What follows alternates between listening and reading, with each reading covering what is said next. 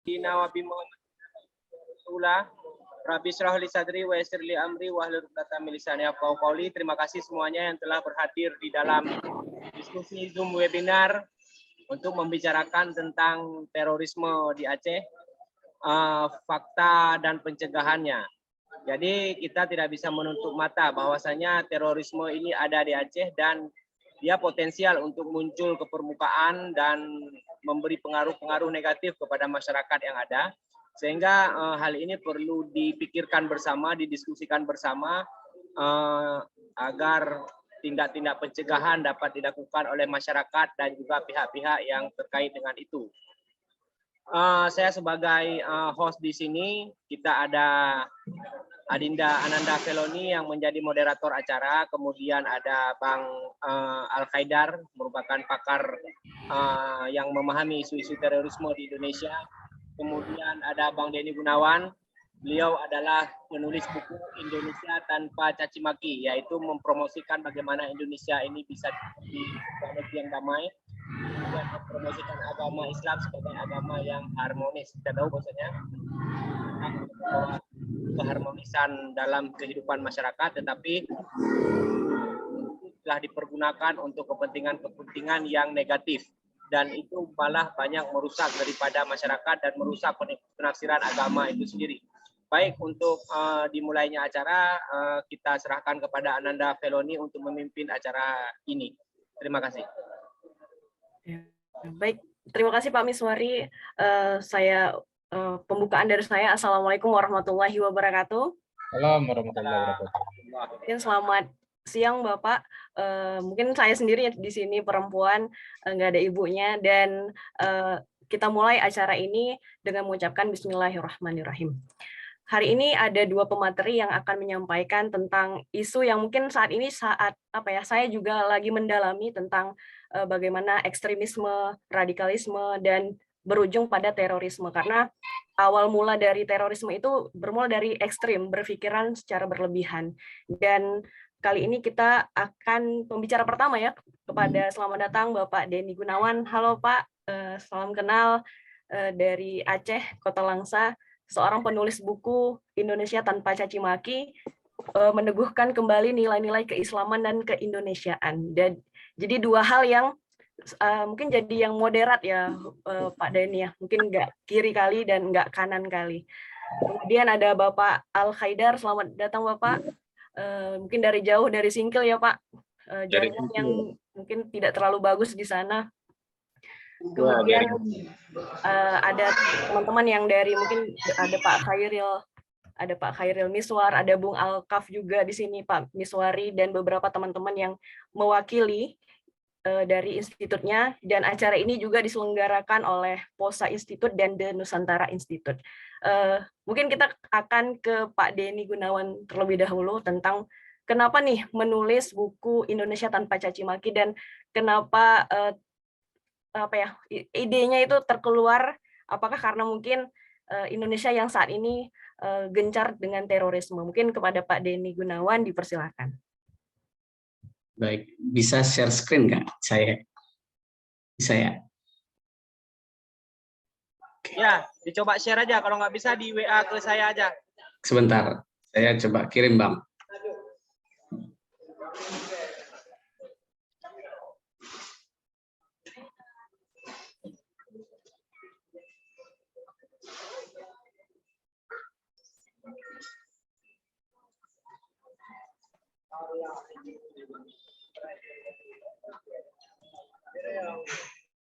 Saya sudah kirim WA Bang. Baik, bismillahirrahmanirrahim. Assalamualaikum warahmatullahi wabarakatuh. Alhamdulillahirabbil alamin. Allahumma shalli ala sayyidina Muhammad wa ala ali sayyidina Muhammad. Rabbis fadri wa yassir wa hlul min lisani. Pertama-tama saya ucapkan terima kasih dan salam hormat yang setingginya dan sedalam-dalamnya kepada Bang Miswari, senior saya, sekaligus guru. Kemudian ada narsum Pak Haidar, kemudian moderator Mbak Ananda dan kawan-kawan sekalian yang saya tidak bisa sebutkan satu persatu. Tadi sebelumnya memang diminta untuk menjelaskan oleh moderator terkait buku saya, Indonesia Tanpa Caci Maki, Menemukan Kembali Nilai-Nilai Keberagaman dan Keindonesiaan. Saya sedikit sebelum cerita atau sebenarnya ini saya ingin disclaimer ke Bang Miswari. Apa yang diminta di WA itu sebetulnya saya tidak berani sebenarnya untuk menjelaskan dalam konteks relasi antara Islam sekaligus terorisme begitu. Karena menghubungkan dua hal ini memang membutuhkan pikiran yang harus hati-hati dan juga jeli terkait dua konteks diksi dan juga realitas yang ada terkait terorisme dan hubungannya dengan Islam yang selama ini menjadi diskusi dan dialektika dunia internasional sekaligus di dalam konteks negara kita. Pertama-tama buku saya itu terbitan Kompas Gramedia tahun 2018, tepatnya 4 Maret ya 2018. Waktu itu memang bukunya sifatnya populer, tetapi lebih kepada hasil dari refleksi pengalaman serta riset-riset saya kecil-kecilan tentang kegiatan saya yang berhubungan dengan toleransi, kemudian anti radikalisme dan terorisme, baik di NGO selama saya masih di Wahid Institute, kemudian saat dengan CISEP melakukan riset di Kabupaten Bogor terkait penanganan anak-anak pelaku terorisme begitu sama Kementerian Sosial. Nah, buku itu sebetulnya terbit dari pengalaman saya melihat realitas selama hidup di Jakarta misalnya. Dan saya ini kan sebetulnya orang Bali ya, orang Muslim asli Bali yang sebetulnya tidak dipahami secara umum mungkin oleh kebanyakan masyarakat Indonesia. Saya orang Bali asli yang Muslim, tapi kan orang kalau bicara Bali kan pasti dipahaminya mayoritas Hindu yang asli kan. Nah, buku itu menceritakan sebagian besar pengalaman saya kecil sebetulnya juga terkait peristiwa bom Bali 1 dan bom Bali 2, bagaimana kemudian dampak yang saya alami sewaktu bom Bali itu terjadi, realitas hubungan saya, relasi sosial antara saya sebagai orang Islam dengan saudara-saudara saya yang Hindu di Bali. Buku itu juga merespon terkait fenomena Pilkada DKI 2017 yang banyak sekali menghadirkan isu-isu agama yang sifatnya sangat sensitif. Itu saya refleksikan banyak di buku itu. Jadi sifatnya lebih populer agar dipahami hasil riset-riset dan pengalaman saya itu dipahami lebih mudah oleh kebanyakan orang. Jadi pada intinya buku itu adalah ingin mempromosikan bagaimana apa yang terjadi dalam konteks saya sebagai seorang Muslim yang minoritas di Bali, kemudian hidup besar dan tumbuh di Bali, kemudian pergi ke Jakarta dan melihat realitas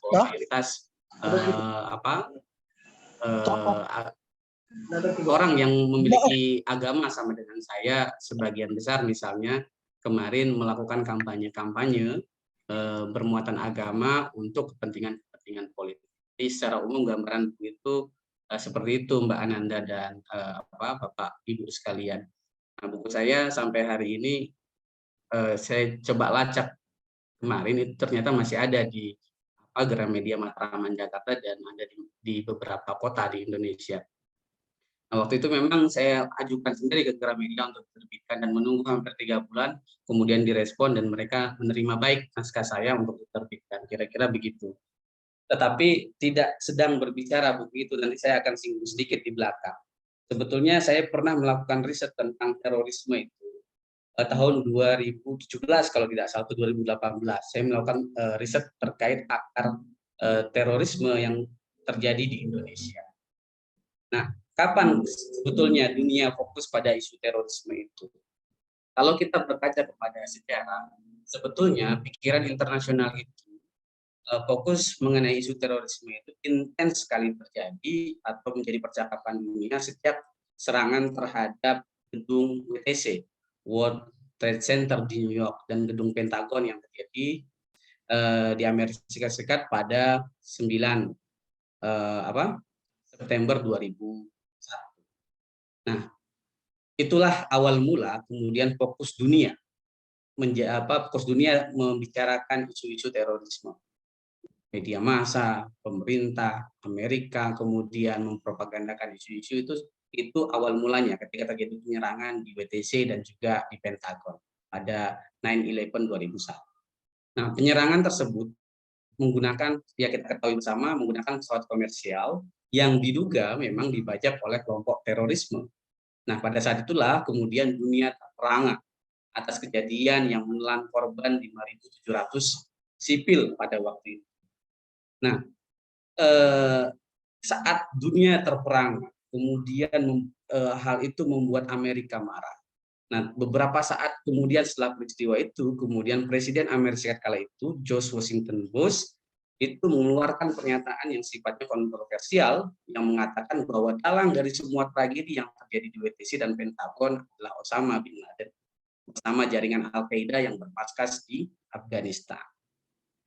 Nah, oleh sebab itulah, karena kemarahan Amerika, negaranya diserang dan lain sebagainya, kemudian presidennya George Washington Bush itu kemudian menyatakan bahwa ulah dari semua itu adalah Osama bin Laden, maka Amerika Serikat melalui Presiden George Washington Bush itu melakukan serangan pada 7 Oktober 2001 ke Afghanistan. Nah, dari awalnya kemudian dunia fokus kepada peristiwa 9/11 itu bergeser kemudian karena Amerika Serikat melakukan penyerangan atas dasar bahwa ini untuk menumpas gerakan-gerakan terorisme yang menyebabkan Amerika saat itu hancur, kira-kira seperti itu. Nah, oleh sebab itu pada 7 Oktober itulah 2001 dunia kemudian beralih dari yang semula terorisme peristiwa 9/11 kemudian terjadi penyerangan di Afghanistan. Tetapi sebelum penyerangan itu terjadi, Amerika Serikat memang intens sekali melakukan konsolidasi dengan negara-negara lain untuk mendapatkan legitimasi bahwa apa yang dia lakukan terhadap Afghanistan itu adalah sesuatu yang benar. Nah, kemudian ke slide berikutnya, bagaimana kemudian dengan Indonesia? Sebagai negara yang terbuka sebetulnya terhadap dunia luar, Indonesia pun terkena imbas dari perang global dunia melawan terorisme itu. Terlebih lagi pada saat hampir yang bersamaan dengan peristiwa WTC dan Pentagon, Indonesia mengalami sejumlah serangan teror yang dilakukan oleh jaringan Jamaah Islamiyah. Rangkaian aksi terorisme misalnya yang terjadi di Bali pada bom Bali 1 pada bulan Oktober 2002, kemudian disusul dengan bom Bali 2 tahun 2005, pengeboman beberapa kedubes asing di Jakarta, objek vital asing, hotel JW Marriott, dan berbagai pengeboman yang terjadi secara sporadis di beberapa wilayah Indonesia sampai sekarang ini masih terjadi. Nah, jauh sebelumnya, sebelum pengeboman gedung WTC dan Pentagon, pada tahun 2000 itu sebetulnya terjadi aksi terorisme atau pengeboman yang terjadi pada malam Natal di beberapa gereja di Jakarta. Nah, kelompok teroris seperti Dul Matin, Imam Samudra, Muhlas, Edi Setiono, dan Umar Patek melakukan serangkaian pengeboman di beberapa gereja di Jakarta. Nah, gereja-gereja yang mendapatkan serangan pengeboman itu adalah salah satunya adalah Gereja Katedral Canisius, Gereja Santo Yosef Matraman, Gereja Koinonia Jatinegara, dan Gereja Oikumene Halim. Nah, itu sebetulnya hasil riset saya yang saya lakukan 2017. Artinya bahwa sebelum WTC mendapatkan serangan dan Pentagon itu, Indonesia juga telah mengalami sejumlah teror melalui aksi-aksi terorisme di tahun, kalau tercatat dalam beberapa penelitian itu terjadi tahun 2000. Nah, kemudian kalau kita baca misalnya motif atau mode gerakan terorisme itu pada awal-awal reformasi misalnya, radikalisme dan militansi yang berkembang di Indonesia, gerakan-gerakan teror itu adalah gerakan radikalisme etik. Ini misalnya bisa kita lihat terjadi berbagai tindak kekerasan kolektif dan kerusuhan sosial di Sampit, Poso, dan Ambon. Nah, radikalisme etnik ini kemudian berkembang menjadi radikalisme kesukuan, golongan, dan agama. Tetapi tidak lama kemudian, radikalisme tipe ini kemudian merutuk dan bergeser digantikan oleh radikalisme teroris. Kira-kira begitu. Jadi awal-awal ada semacam transformasi bentuk gerakan dari radikal etnik, kemudian kesukuan dan akhirnya menjadi radikal terorisme. Ini gerakan gerakan dari orang mula-mula berpikir atau bersikap radikal kemudian bertindak teroris, menjadi seorang teroris. Nah, lalu apa itu sebetulnya terorisme? Jika kita melihat ya misalnya peristiwa pengeboman yang terjadi rentan waktu antara tahun 2000 sampai 2018 yang terjadi di Indonesia itu kan sering disebut sebagai atau diidentikan dengan kegiatan teroris. Jadi orang cenderung memahami terorisme itu sebagai suatu aktivitas pengeboman, kira-kira seperti itu. Nah, teror dan terorisme kemudian berjalan beriringan dalam pemahaman publik itu dan mengerucut pada penyebutan aktivitas tertentu yang tergolong sebagai aktivitas terorisme. Teror dan terorisme kemudian menjadi kata yang hampir sejenis yang populer digunakan oleh masyarakat, media massa, dan pemerintah setelah terjadi aksi 9/11 itu. Jadi sekali lagi istilah terorisme itu menjadi perhatian dunia itu ketika peristiwa 9/11 WTC dan serangan terhadap gedung atau Departemen Pertahanan Amerika di Pentagon. Kemudian istilah terorisme itu digunakan untuk menunjuk setiap peristiwa pengumuman yang terjadi di berbagai tempat. Lalu apa sebab terjadinya terorisme? Saya dalam penelitian saya misalnya tahun 2017-18 itu ada 2 pendapat setidaknya yang menyatakan bahwa sebab terorisme itu pertama ia tidak bersumber dari agama, kedua ada yang mengatakan sumbernya adalah agama. Salah satunya sumbernya adalah agama. Nah, pendapat yang pertama, berbagai pendapat menyebutkan bahwa aksi terorisme yang terjadi baik di luar negeri maupun di Indonesia pada dasarnya itu disebabkan oleh pemahaman agama yang dangkal. Misalnya kalau kita lihat ketika ramainya 2018 penyerangan teroris di markas polisi dan di beberapa markas polisi di Indonesia, termasuk beberapa bom tamrin dan lain sebagainya itu Pak Fahri Hamzah memberikan komentar, mereka bukan orang Islam, mereka robot yang diprogram untuk isi mengucap nama agama Islam secara simbolik. Nah, ini Fahri Hamzah menolak bahwa agama adalah akar terorisme. Sementara itu slide sebelumnya. Nah, sementara itu Presiden Joko Widodo juga adalah salah satu yang menolak bahwa agama menjadi sumber dari aksi-aksi teroris. Sementara tokoh-tokoh seperti Richard Dawkins dan Sam Harris misalnya sebaliknya menyatakan bahwa ideologi agamalah sebagai penyebab utama terorisme. Misalnya Dawkins dalam bukunya The God Delusion memandang agama itu seperti virus yang memanipulasi manusia untuk mengorbankan segala sumber daya yang mereka punya, termasuk nyawanya bahkan, demi eksistensi agama itu sendiri. Artinya bahwa harga nyawa mereka itu tidak lebih mahal daripada agama mereka. Sehingga itulah yang membuat mereka termotivasi untuk melakukan bom bunuh diri misalnya, untuk mempertahankan marwah dan kedudukan agamanya. Sam Harris memandang kitab suci sebagai sumber intoleransi dan kekerasan terhadap orang-orang yang berbeda agama. Jadi ini ada 2 sebab terorisme menurut beberapa pandangan yang berkembang di publik.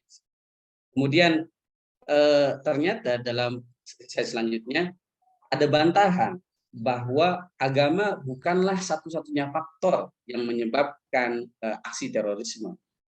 Tapi sebetulnya aksi kekerasan dan tindakan radikal yang melibatkan faktor-faktor yang lebih kompleks dari sekedar ideologis agama. Jadi ada faktor-faktor lain yang sebetulnya lebih kompleks yang menyebabkan gerakan-gerakan aksi terorisme itu terjadi daripada sekedar hanya soal agama. Pada kenyataannya, ini saya kutip misalnya dari penelitiannya Andrew Silk dalam jurnalnya misalnya, dia menyatakan hanya segelintir orang dengan ideologis jihadis salafi yang memilih melakukan aksi teror atas nama agama. Nah, sebagaimana yang saya sudah jelaskan tadi, slide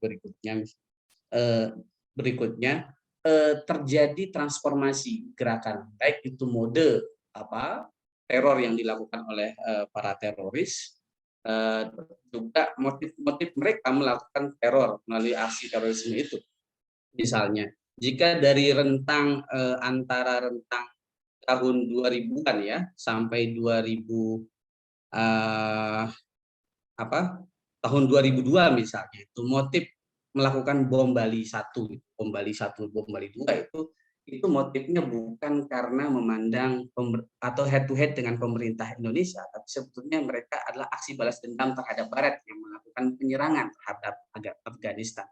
Jadi karena waktu itu Bali adalah menjadi destinasi terbanyak dari negara-negara yang melakukan ekspansi ke Afghanistan, misalnya Australia dan Amerika, maka Bali menjadi sasaran untuk memberikan semacam warning kepada negara-negara yang menyerang Afghanistan itu.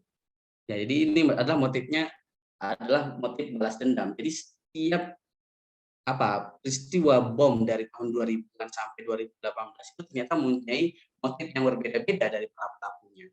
Nah, kemudian pada bom yang dilakukan Asmar Latinsani misalnya di kasus di tahun 2003 di JW Marriott itu juga bukan karena memandang bahwa pemerintahan Indonesia itu togut dan lain sebagainya, tetapi lebih kepada menentang vonis yang diberikan negara kepada pelaku bom Bali 1 itu, sehingga muncul aktivitas atau aksi-aksi teror di JW Marriott pada tahun 2002. Nah, pada masa sampai tahun 2009 motifnya masih sama, yaitu motif masih anti Barat, belum ada motif anti negara. Tapi kemudian ada perubahan motif tahun 2011 itu aksi terorisme itu yang terjadi di Indonesia. Nah, aksi di 2011 sampai 2016 itu motifnya adalah lebih kepada head to head kepada negara. Negara dianggap sebagai togut, pemerintahan jahat, pemerintahan yang zalim dan sebagainya. Karena itu banyak aksi-aksi teror itu menyerang fasilitas-fasilitas yang tidak sebetulnya berkaitan langsung dengan Barat, tetapi lebih konteksnya kepada negara kita sendiri, Indonesia. Nah, dan dalam konteks-konteks tertentu itu kepada fasilitas-fasilitas atau aparat-aparat yang memerangi mereka, yaitu tentara dan kepolisian. Nah, ada memang meskipun ada yang berbeda di peristiwa Tamrin tahun 2016 itu, motifnya ada dua, yaitu anti pemerintah sebagai togut dan juga anti Barat. Dan kemudian 2016 selanjutnya yang Mapolres Surakarta itu lebih kepada anti togut.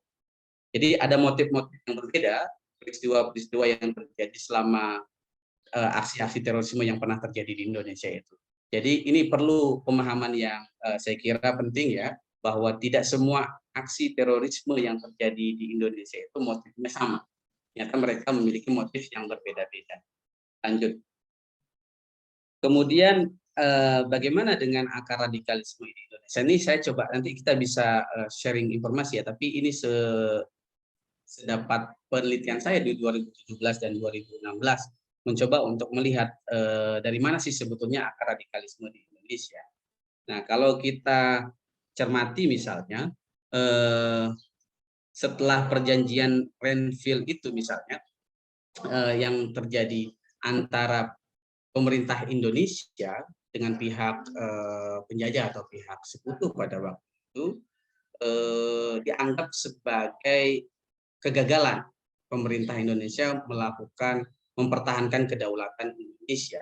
Nah, karena gagalnya pemerintah Indonesia mempertahankan kedaulatan Indonesia, muncul seorang tokoh bernama Kartosuwiryo mendirikan Darul Islam untuk mempertahankan setidak-tidaknya wilayah Jawa Barat dari rongrongan penjajah, termasuk kemudian Indonesia.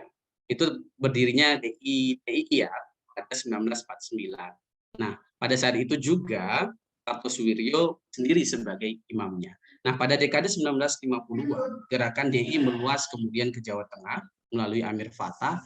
Namun gerakan ini karena tidak berjalan terlalu lama, karena ada penolakan ya, saya kira dari masyarakat tidak terlalu antusias menyambut tawaran-tawaran dari Amir Fattah ini terkait gerakan DI di Jawa Tengah. Kemudian di Aceh dengan tokoh sentralnya Tengku Daud Bereh, kemudian Kalimantan Selatan dipimpin oleh Ibnu Hajar, dan Sulawesi Selatan di bawah komando Kahar Zakar. Nah, semua gerakan DII-TII tersebut dalam tanda petik ya, berdasarkan penelitian dan riset-riset yang saya baca itu berhasil ditumpas melalui operasi militer oleh pemerintah. Nah, gerakan DII di Jawa Barat misalnya berhenti sejak 4 Juni 1962 karena Kartosuwiryo tertangkap dan kemudian dihukum mati. Kemudian di Aceh menyusul pada 17 sampai 21 September 1962. Ini gerakannya berhenti dengan damai. Nah, 1 tahun berikutnya pada tahun 1963 pasukan Ibnu Hajar dapat ditumpas, kemudian dihukumi mati, dan Kahar Muzakar juga pada 1965 tewas dalam sebuah pertempuran, meskipun gerakan DITI yang dipimpin oleh Kahar Muzakar ini relatif dapat ditumpas atau betul-betul dihentikan pada tahun 1965.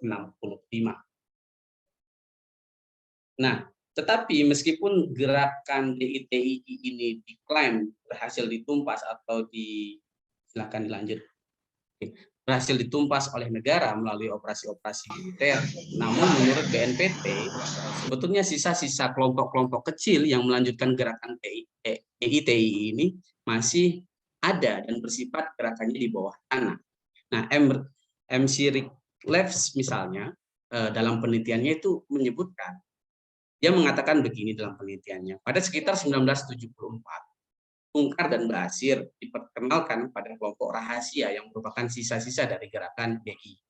Nah, perjuangan kita sesuai dengan prinsip mereka, kata Ba'asyir. Tetapi pada waktu kemudian, Sungkar dan dirinya memisahkan diri untuk membentuk organisasi mereka sendiri. Artinya, antara Ba'asyir dan Sungkar itu pada saat tertentu mereka kemudian memisahkan diri masing-masing untuk membentuk organisasinya masing-masing. Entah apa yang melatar belakangi mereka berpisah untuk menjalankan gerakan masing-masing. Di tengah-tengah segala konspirasi ini, kata Rickleves, Jamaah Islamiyah lahir sebagai sebuah organisasi teroris bawah tanah. Nah, Rickleves misalnya menginformasikan bahwa pada 1985, Sungkar dan Ba'asyir itu karena memang di operasi militer pemerintah Indonesia terus mengejar sisa-sisa gerakan-gerakan DITI itu. Nah, Sungkar dan Ba'asyir yang berelasi melakukan hubungan kontak dengan ex atau pimpinan-pimpinan dan tentara-tentara DITI itu tercium sebagai bagian dari gerakan-gerakan itu, dan mereka kemudian lari ke Malaysia melalui Medan. Di Malaysia mereka bersembunyi, tidak hanya bersembunyi sesungguhnya, hingga kejatuhan pemerintahan Soeharto pada tahun 1998. Nah, dalam pelariannya di Malaysia, ternyata Sungkar dan Ba'asyir itu melakukan kaderisasi dan mengirimkan kader-kadernya itu untuk KKN ke Afghanistan. Pada mula-mulanya mereka memang ditugaskan untuk membantu tentara-tentara Al-Qaeda di sana untuk melawan Amerika. Tetapi kemudian pada prosesnya kader bekas DI yang dikirim sengaja ke Afghanistan itu untuk latihan militer, nah itu menjadi tentara-tentara JI, dan saat itulah kemudian Jamaah Islamiyah dan Al-Qaeda itu memiliki relasi dan hubungan yang erat karena kontak itu.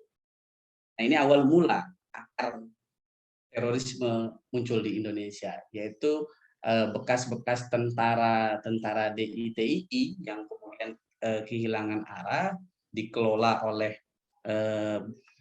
Sungkar dan Ba'asyir menemukan momentumnya dan melakukan poros gerakannya di Malaysia karena kejaran pemerintah, dan mereka dikirim ke Afghanistan untuk membantu di sana, dan akhirnya setelah mereka mahir dalam militer dan mereka pulang jadi tentara-tentara baru.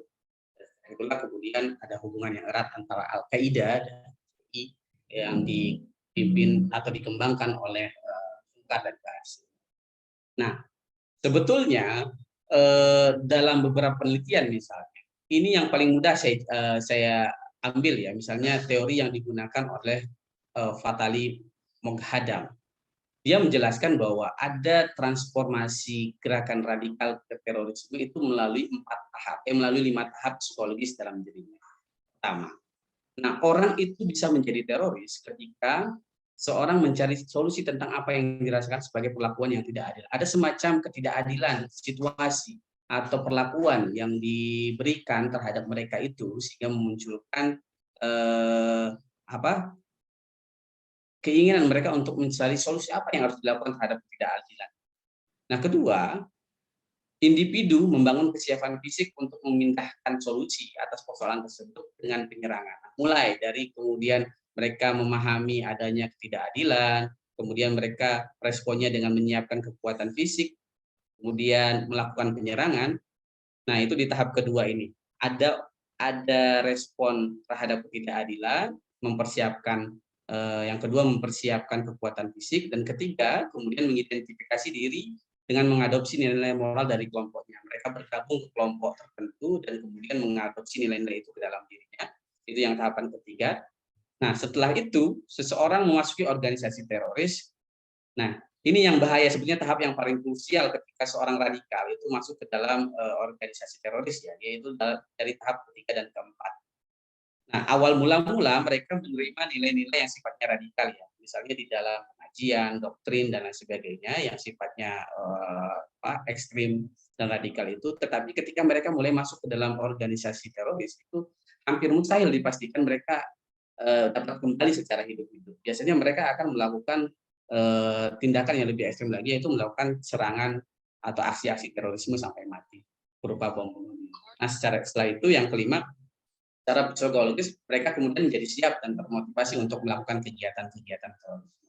Jadi ada transformasi gerakan radikal dan menuju aksi terorisme itu memang terjadi, meskipun tidak setiap perbuatan radikal itu adalah teroris, ya. Tetapi sebagian peristiwa itu terjadi kira-kira begitu. Orang radikal itu ada kemungkinan besar bisa menjadi seorang teroris. Nah, apa yang terjadi sebetulnya yang diilustrasikan oleh Muhadam itu hampir menyerupai apa yang menimpa Sungkar dan Ba'asyir tentunya. Nah, tentu bersama JI-nya, ya. Tanggal pertama yang dijejaknya adalah lari ke Malaysia karena merasa telah diberlakukan tidak adil di Indonesia. Itu pertama. Mereka lari karena merasa tidak adil. Kemudian tahap kedua, mereka mengirimkan sejumlah kader di dalam aspek kesiapan fisik, ya, ke Afghanistan untuk latihan tempur, latihan militer. Nah, setelah merasa siap, selanjutnya kan mereka melakukan perlawanan terhadap pihak-pihak yang dianggap tidak adil oleh mereka pada mereka dan atau sebagai musuh dan seterusnya. Nah, kemudian dalam konteks di Indonesia, siapa sih target aksi terorisme di Indonesia? Kalau menurut kejadian aksi terorisme dari masa ke masa yang terjadi di Indonesia, sejak kepulangan Sungkar dan Ba'asyir khususnya, dan terutama setelah tragedi ledakan WTC di Washington DC pada 9 November 2001 itu, tampak telah terjadi pergeseran target. Saya tadi sudah jelaskan bahwa motif pertama itu adalah anti Barat. Sampai 2009 atau 2011 itu masih anti Barat. Nah, 2011 sampai 16 itu baru mulai. Motifnya adalah Togut, yaitu pemerintah targetnya. Jadi aksi terorisme pada tahun 2011 sampai 2000, mungkin sampai sekarang itu motifnya lebih kepada serang kepada pemerintah Indonesia. Dan siapa targetnya?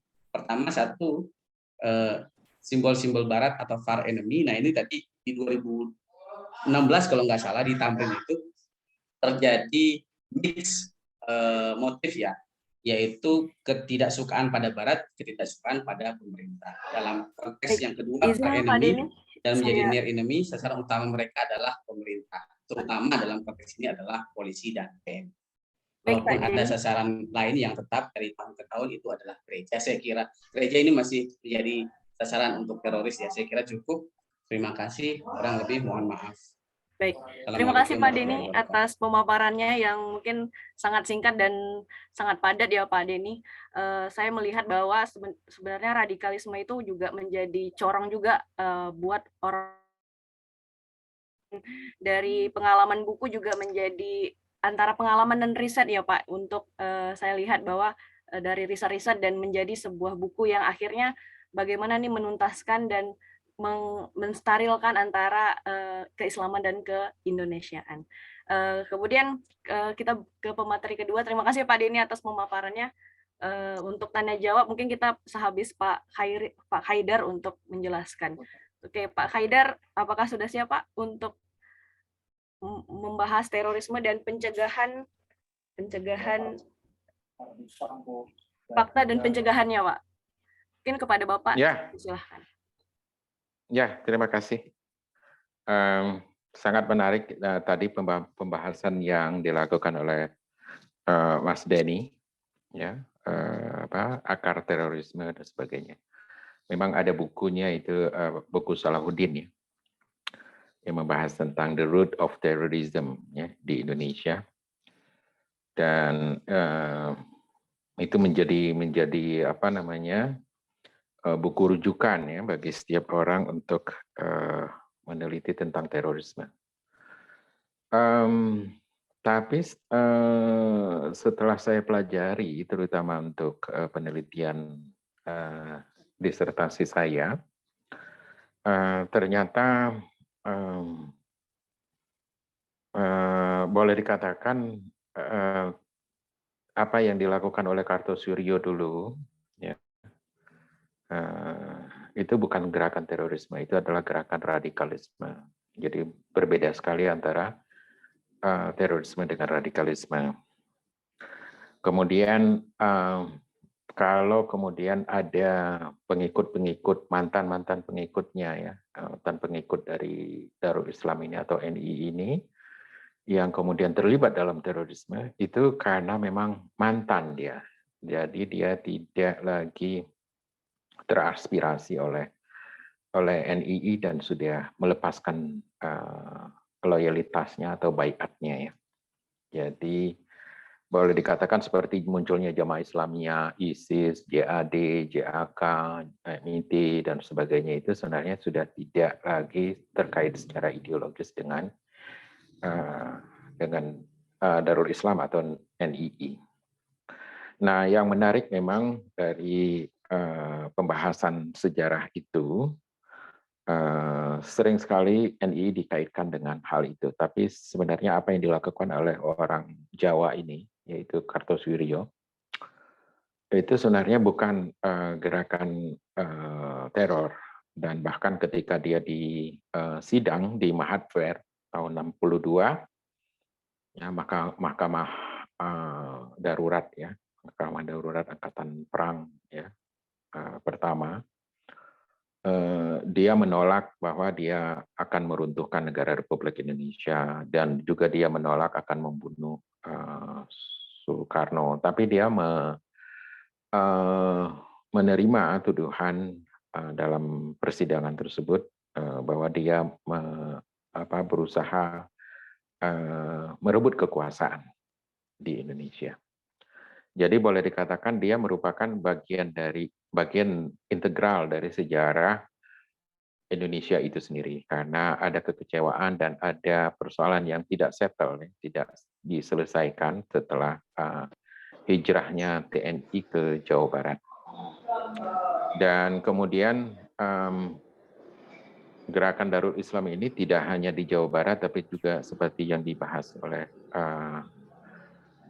Saudara Denny tadi, ada juga di Jawa Tengah, ya, Amir Fattah Wijaykusuma, yang kemudian dilanjutkan lagi perjuangannya itu oleh pada masa-masa Orde Baru, terutama Orde Lama dan Orde Baru, oleh Haji Ismail Pranoto.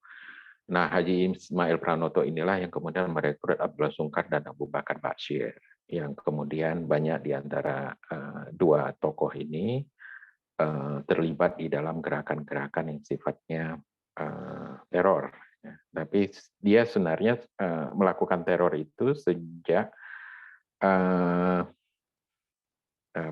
serangan bom di 17 kota pada tahun 1999 ya, setelah reformasi, dan dia sudah membentuk dan melepaskan diri dari NII dan sudah membentuk Jamaah Islamiyah tahun 1992 di Pakistan. Dan pengalaman luar biasa dari Abdullah Sungkar dan Abu Bakar Bashir inilah yang kemudian setelah dia mendirikan Jamaah Islamiyah, dia kemudian terlibat aktif di dalam banyak kegiatan-kegiatan teror ya, terutama yang disponsori oleh Al-Qaeda, pimpinan Osama bin Laden pada waktu itu, yang kemudian berganti menjadi Ayman al-Zawahiri. Kemudian ini berganti lagi menjadi Saif al-Adel ya, pemimpin yang terbarunya. Ini yang belum banyak dibahas orang. Siapa pemimpin Jamaah Islamiyah? Al-Qaeda yang terbaru ini. Nah, melihat dari perkembangan sejarah itulah,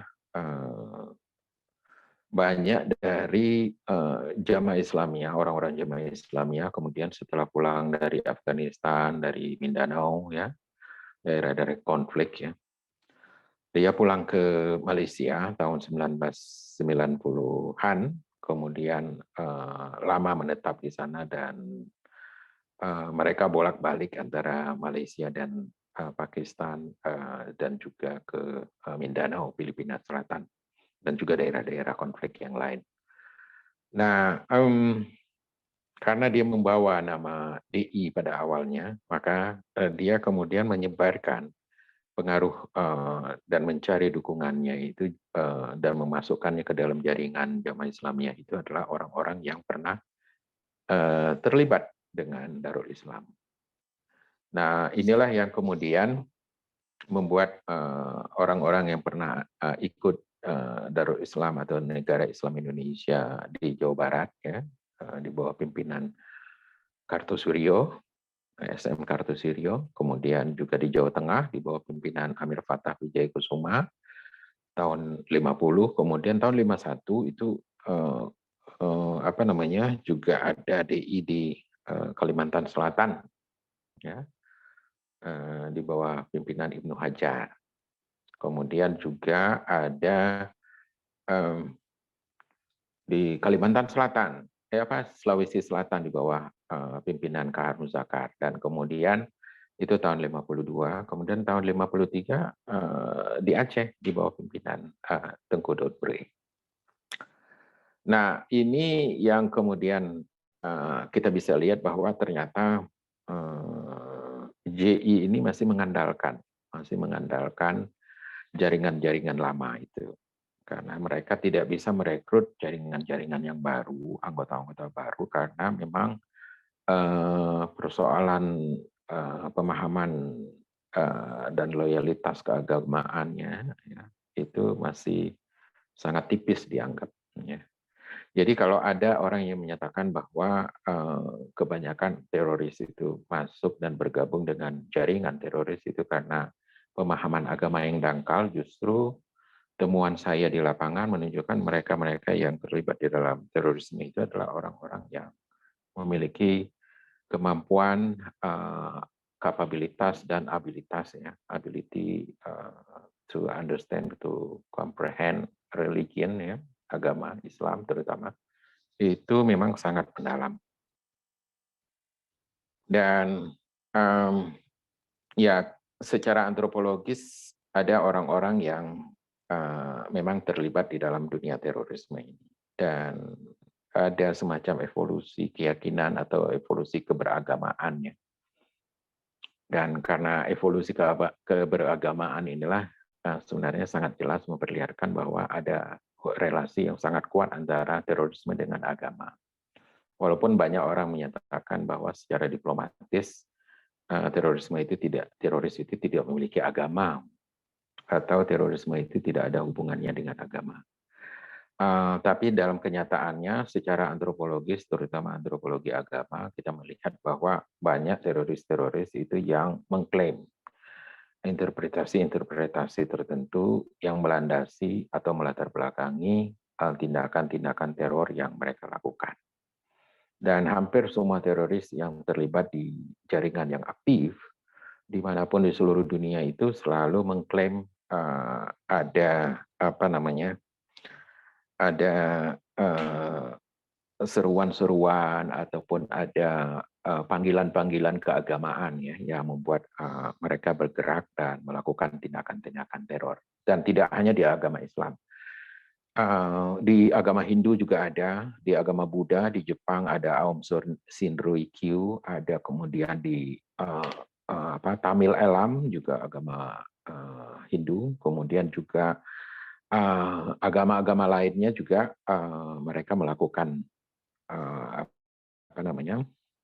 pemahaman keagamaan, interpretasi keagamaan yang kemudian melandasi tindakan-tindakan teror yang kemudian mereka lakukan terhadap rakyat sipil.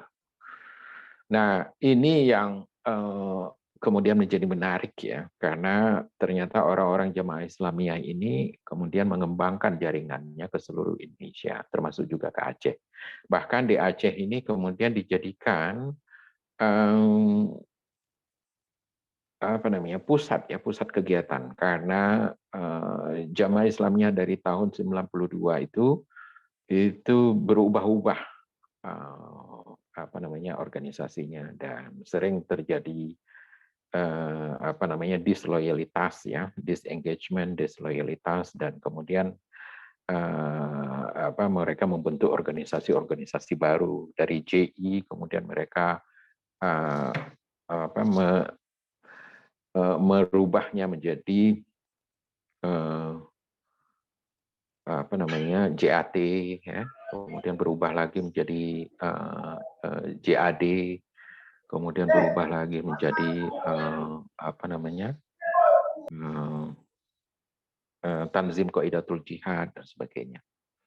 Nah, untuk kasus Aceh saya kira menarik, ya, karena tadinya sebelum tahun 2010 boleh dikatakan itu tidak ada gerakan terorisme yang nyata di Aceh.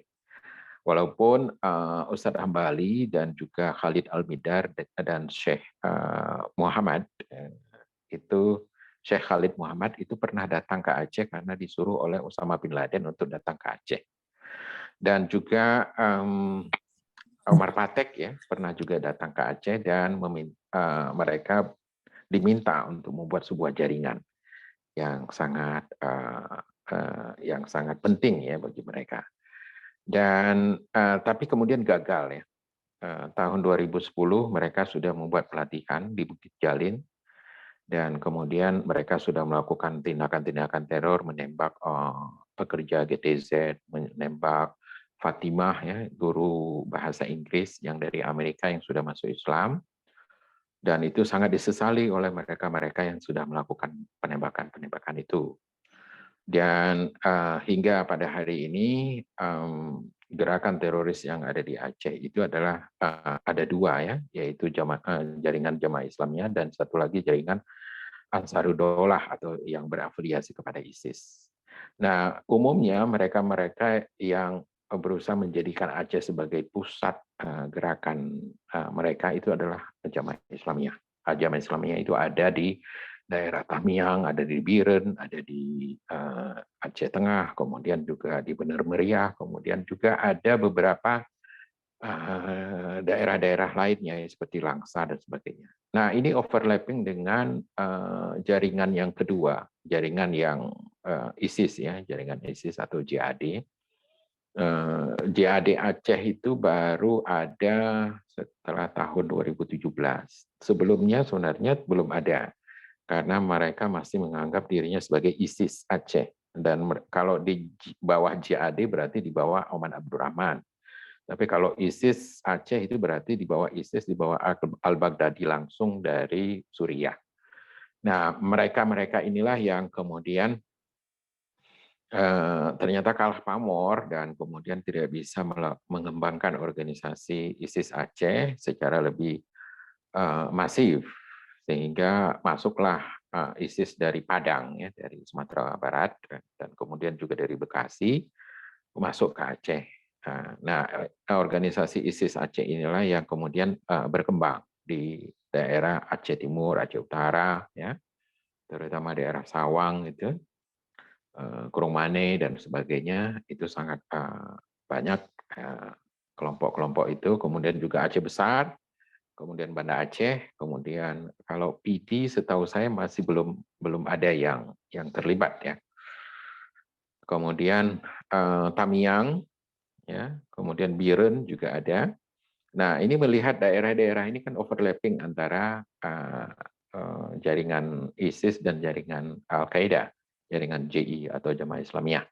Nah, jaringan Jamaah Islamiyah ini sudah menyatakan bahwa tidak akan melakukan serangan di Aceh, di Indonesia, di Malaysia, dan di Jepang. 3 negara ini tidak akan diserang. Karena mereka menjadikan Indonesia, terutama Aceh, itu menjadi pusat untuk rekrutmen, untuk pendanaan juga, ya, dan kemudian untuk sebagai tempat perlindungan. Nah, bagi mereka Aceh adalah tempat yang tidak akan mereka lakukan serangan. Tapi berbeda dengan jaringan ISIS yang ada di Aceh, mereka merekrut juga, kemudian melakukan penggalangan dana juga di Aceh, kemudian bahkan mereka terlibat di dalam beberapa rencana-rencana penyerangan yang kemudian ditangkap oleh Densus 88.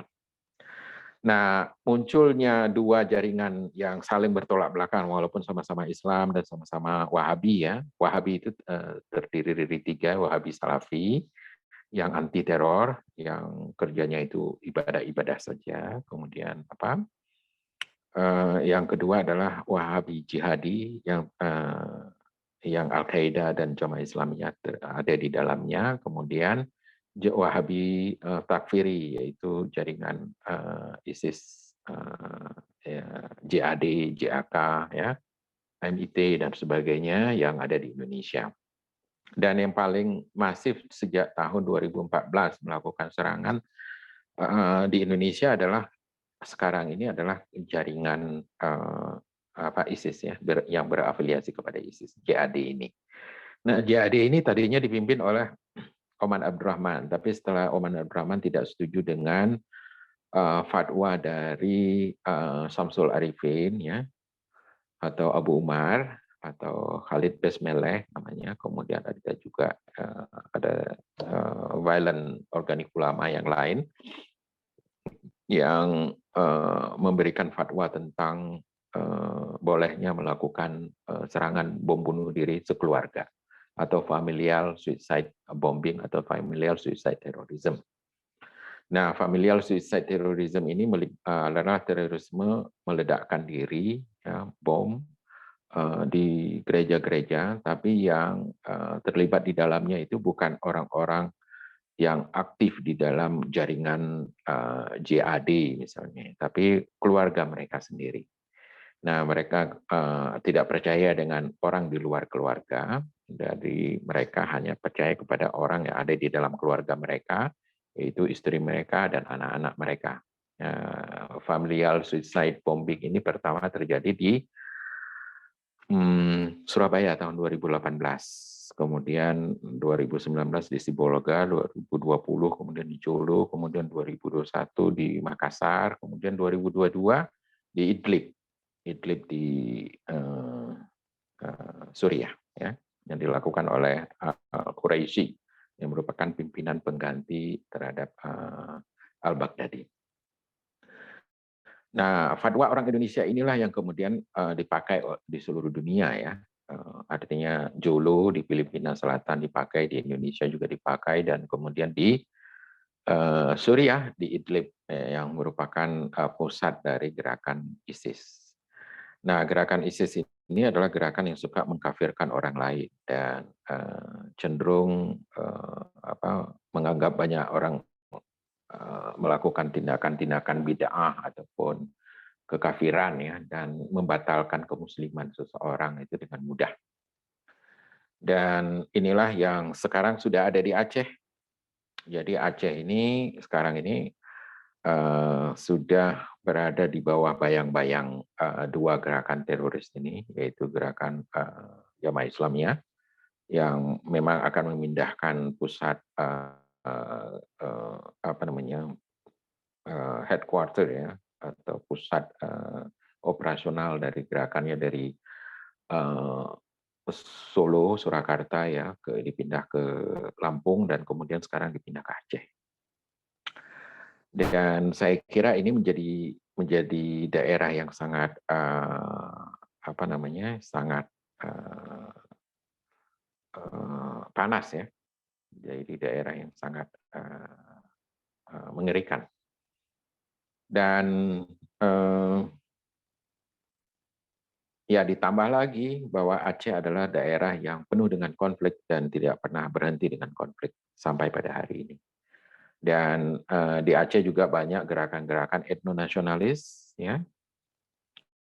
Yang etnonasionalis itu adalah gerakan yang ingin memerdekakan Aceh atau memisahkan Aceh dari Republik Indonesia.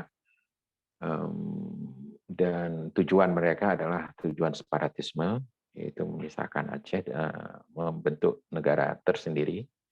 Tapi belum jelas apakah negaranya berbentuk republik atau kerajaan, tapi kalau menurut Hasan Tiro itu adalah kerajaan, ya, nggak boleh republik. Nah, ini tulisan saya antara etnonasionalis dan jihadis di Aceh. Jadi ini tulisan lama sebenarnya, bahwa dulu itu ada tarik menarik ya antara orang-orang yang afiliasinya jihadis murni, ya, yang ingin sekedar menjadikan Aceh sebagai daerah hostile, daerah perang, dan kemudian antara jihadi etnonasionalis. Kalau etnonasionalis ingin memisahkan diri Aceh ini dan membentuk negara sendiri. Jadi ini menjadi daerah yang sangat panas saya kira nanti ke depannya, karena JI sudah memindahkan wilayah operasionalnya ke sana, kemudian ISIS juga atau lewat JAD itu sudah juga melirik Aceh sebagai daerah yang paling mungkin untuk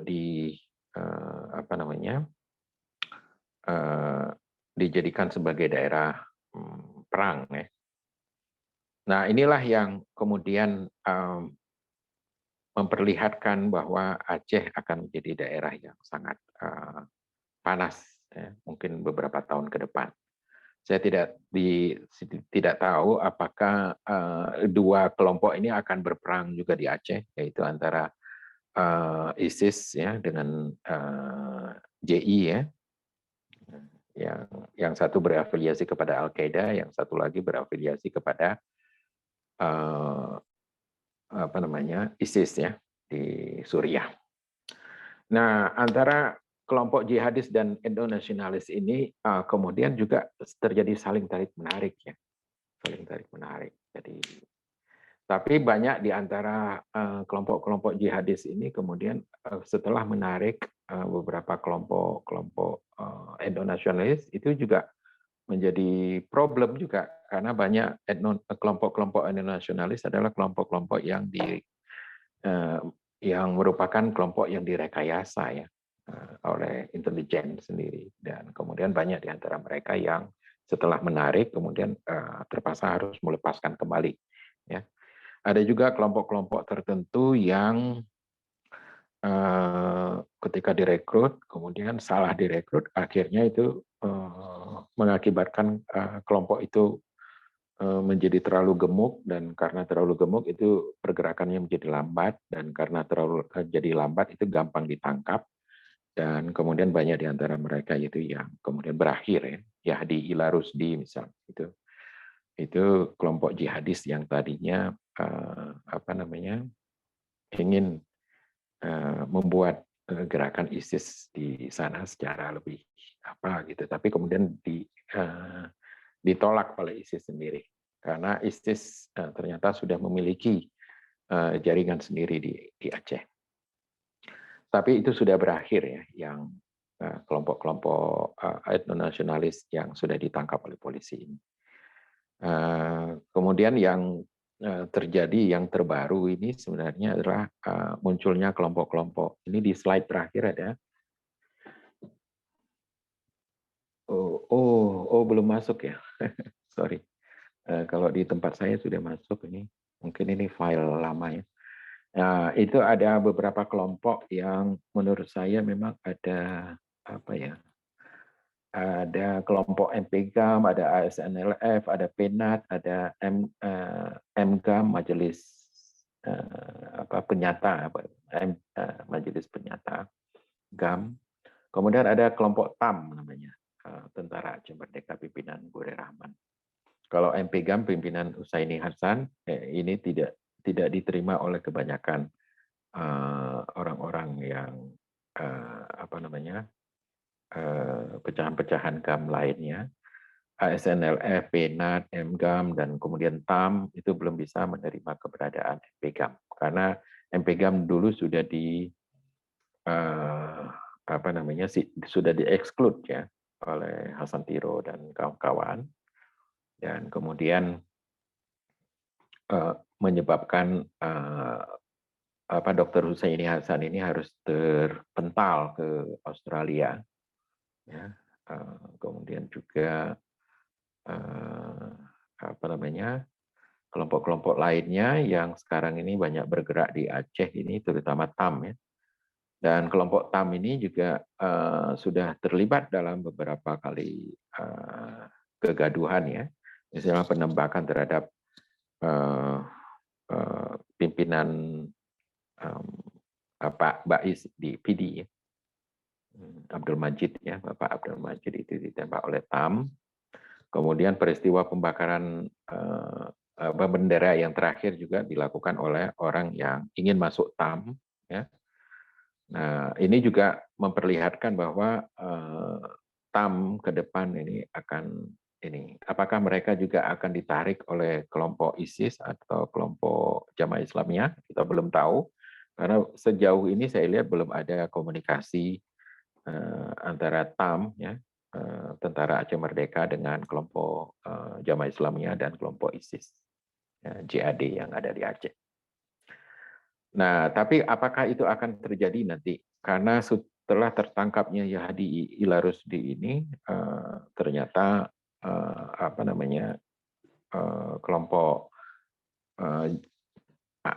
Gerakan Aceh Merdeka atau GAM ini menjadi terputus dengan koneksinya dengan kelompok-kelompok teroris ya yang ada di Indonesia.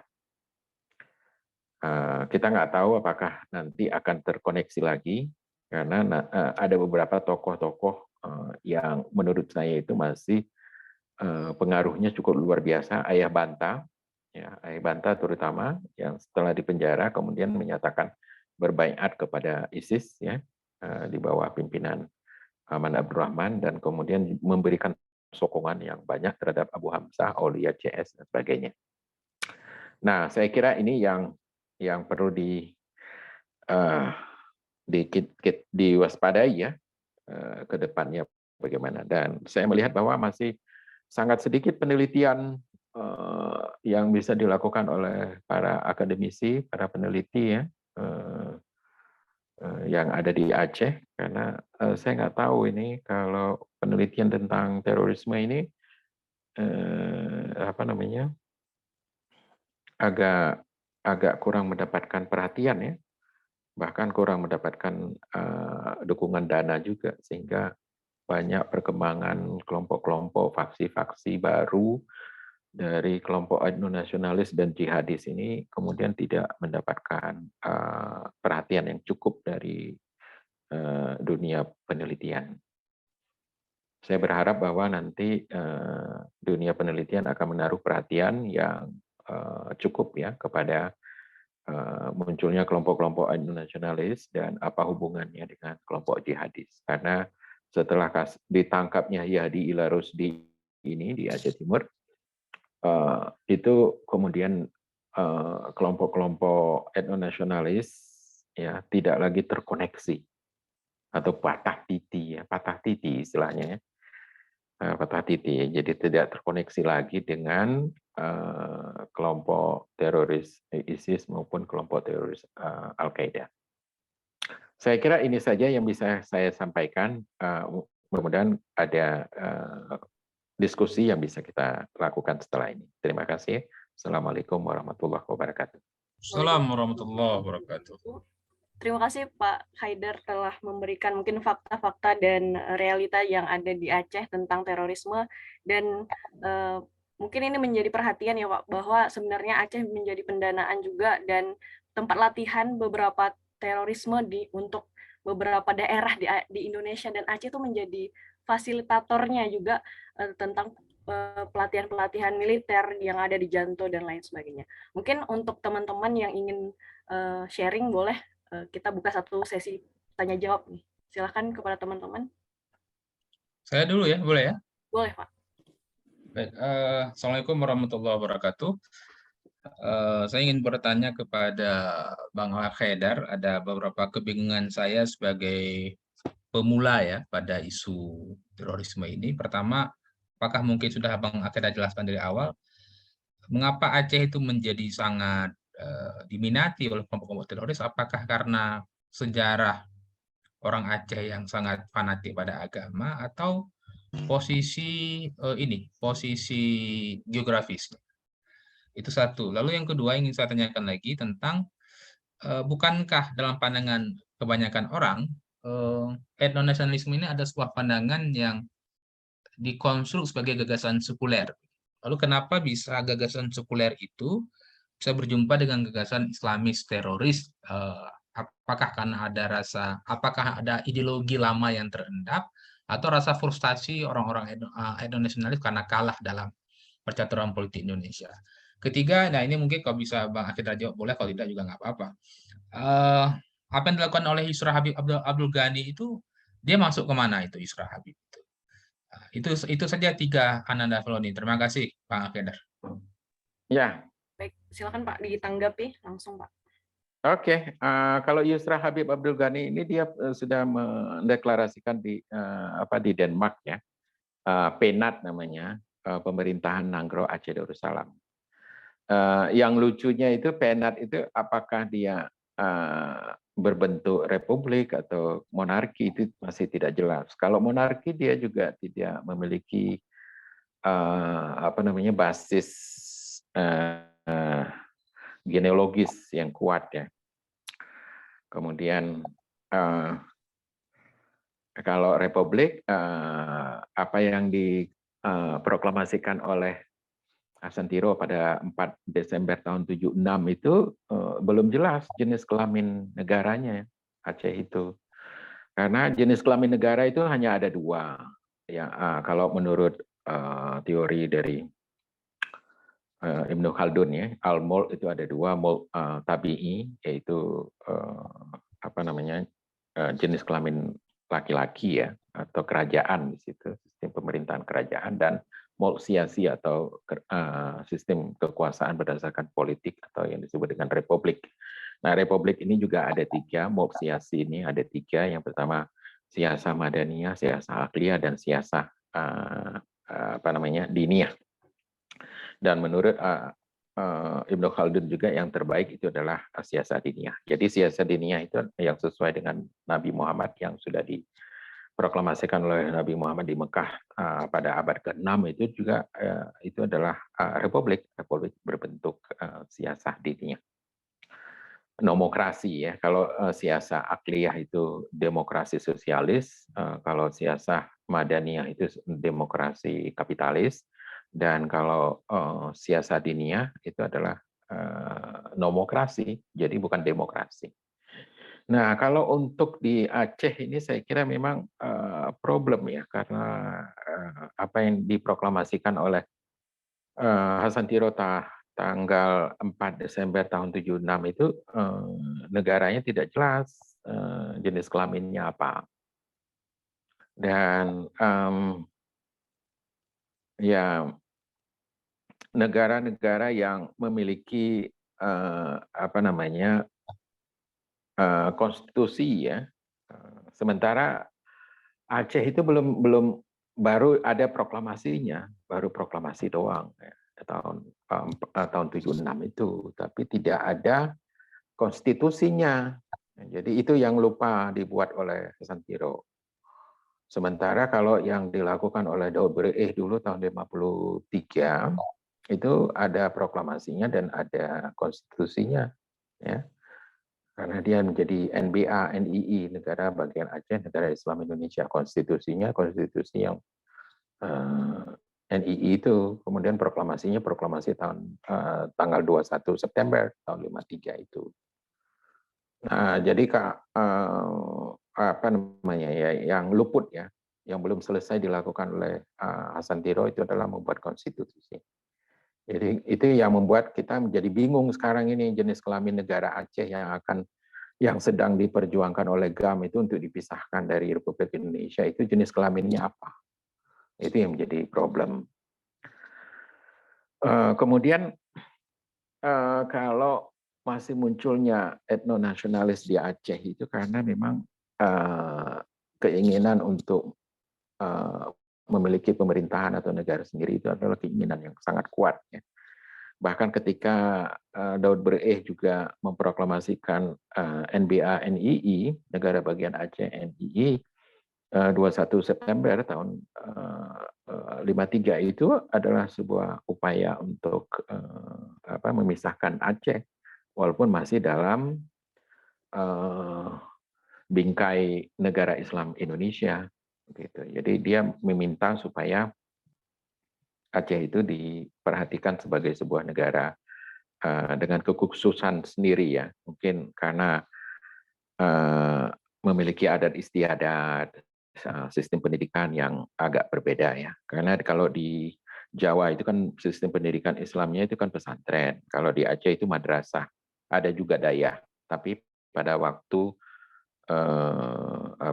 bangkitnya PUSA di Aceh ya, tahun-tahun 20-an, 30-an itu sistem yang dikembangkan itu adalah sistem madrasah. Dan yang berkembang sekali pada waktu itu adalah sistem madrasah. Sistem dayah ini kan berkembang setelah reformasi ya, setelah tsunami bahkan ya. Dan sistem madrasah itu sudah diambil alih oleh Departemen Agama ya, untuk dikembangkan kemudian menjadi sistem pendidikan nasional. Nah, saya kira memang munculnya Indo-nasionalis yang tadinya bahkan ya sejak tahun 76 itu cenderung agak sekuler ya. Dan kalau di lapangan mereka juga, masih menggunakan adagium agama ya. Tapi tujuannya tidak untuk membuat negara agama, tidak untuk membuat negara Islam. Ya. Dari beberapa pidato Hasan Tiro itu juga jelas memperlihatkan bahwa apa yang diinginkan oleh Hasan Tiro itu adalah sebuah negara kerajaan. Dan itu menurut saya sudah tidak mungkin, karena Hasan Tiro sendiri itu bukan keturunan dari sultan-sultan atau raja-raja Aceh. Jadi ini problem ya, secara antropologi politik ya, ini karena tidak jelasnya jenis kelamin negaranya itu, maka proklamasi ini atau perjuangan ini itu akan mengalami ambigu atau ketidakjelasan apakah ini yang akan diperjuangkan ini adalah negara republik atau negara kerajaan monarki gitu. Tapi beberapa kali Hasan Tiro menyatakan akan memperjuangkan monarki, tapi itu tidak masuk akal juga karena Hasan Tironya sendiri mendeklarasikan diri sebagai wali negara, dan wali negara itu sendiri adalah konsep yang dibuat oleh Daud Bereh ketika memproklamasikan NBA-NI, dan itu adalah konsep republik. Jadi ini yang menjadi problem ya. Saya kira memang kalau mau perjuangan Aceh itu bersih sama sekali dan jelas gitu ininya, tidak lagi ambigu ya, itu harus diproklamasikan ulang. Proklamasinya ya harus proklamasi ulang bahwa akan mendirikan sebuah negara Republik Aceh misalnya, atau Republik Islam Aceh atau apa begitu. Itu harus ada seperti itu, jelas proklamasinya, jelas jenis kelaminnya, dan harus ada konstitusinya sekaligus. Jangan konstitusinya juga tidak jelas. Jangan memakai kanun Al-Asyi. Itu kanun Al-Asyi itu kanun kanun lama yang bentuknya itu masih bentuk monarki, kesultanan, kerajaan. Jadi saya kira itu harus jelas juga. Kalau nggak jelas, nanti orang yang akan berjuang itu di lapangan itu akan bertanya, ini yang sedang kita perjuangkan itu apa? Negara republik kah?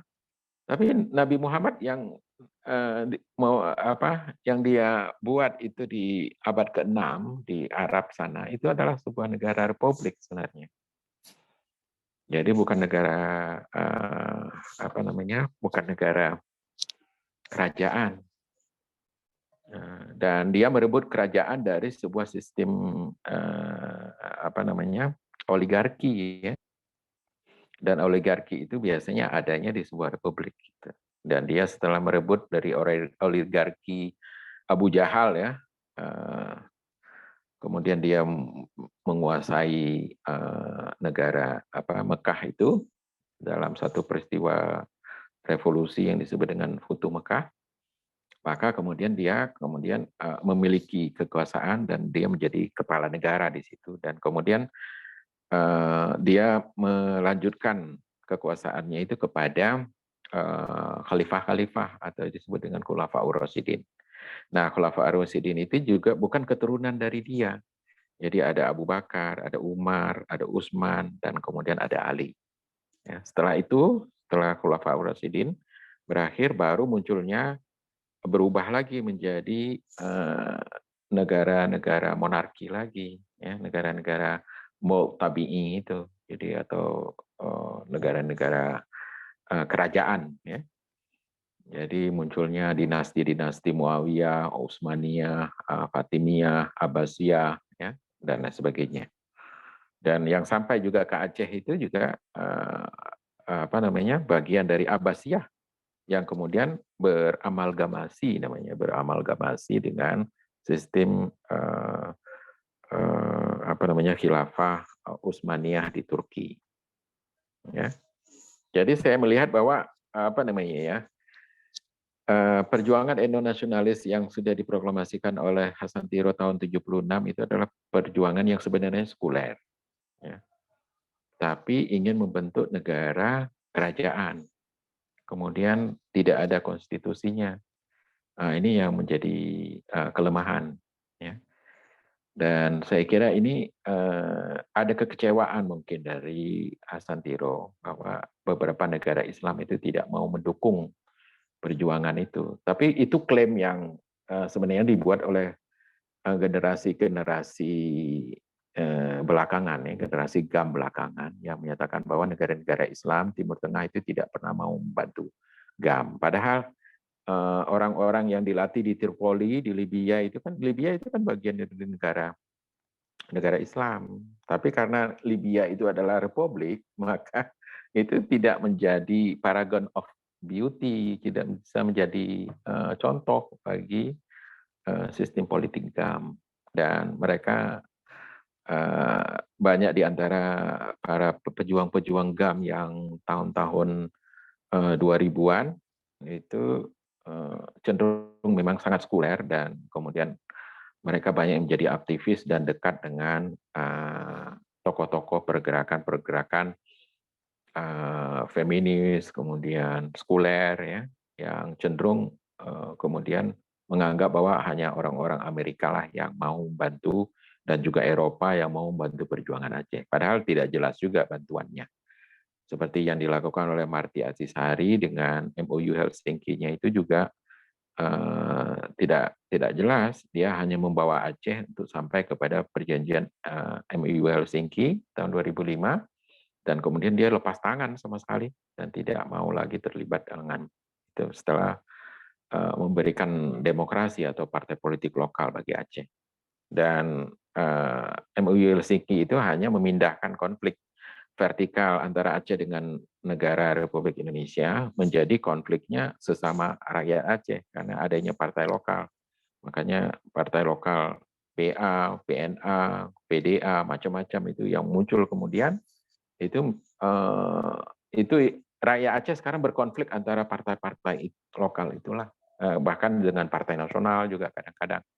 Jadi itu memindahkan konflik vertikal menjadi yang sifatnya bersenjata menjadi konflik elektoral yang sifatnya non perang. Jadi saya kira ini akan membuat orang banyak kecewa, dan kemudian orang-orang yang kecewa itu kemudian akan melirik gerakan-gerakan teroris mana yang bisa menjadi atau mewakili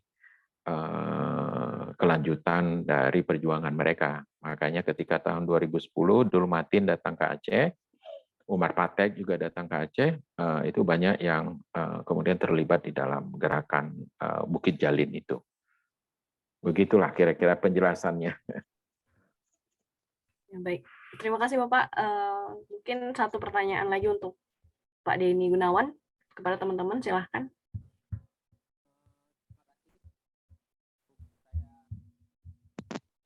Saya sudah diberikan waktu untuk bertanya. Baik, Saya silakan, Pak. ingin bertanya kepada Pak Denny dan sekaligus kepada Pak Al Haidar. Untuk ini mungkin pertanyaan yang sangat sederhana. Saya pernah baca ya untuk Pak Denny ya, pernah baca di portal berita begitu, katanya akhirnya itu Abu Bakar Ba'asyir itu menerima bahwasanya, menyadari bahwasanya Indonesia itu adalah sebuah negara yang benar-benar diperjuangkan untuk bersama, dan Pancasila itu sudah kompatibel sebagai filosofi negara Indonesia. Sehingga, nah apakah pernyataan itu benar? Kalau memang benar, bagaimana langkah selanjutnya dari Abu Bakar Ba'asyir atau pengikut-pengikutnya itu, apakah mereka sudah insaf atau tobat dari pemberontakannya atau terorismenya? Dan untuk konteks Indonesia, bila itu benar, di manakah potensi-potensi radikalisme lagi yang bisa muncul dalam konstelasi Indonesia ini? Apalagi kita lihat kesejahteraan masyarakat sudah lebih membaik, aktivisme pemuda sudah, ya kalau dikatakan banyak di kampus juga masih banyak gerakan-gerakan yang berbau radikal ya, tetapi potensi-potensi dari mana yang bisa memunculkan radikalisme secara nasional, dan apakah benar Abu Bakar Ba'asyir sudah taubat? Itu kepada Bapak Denny.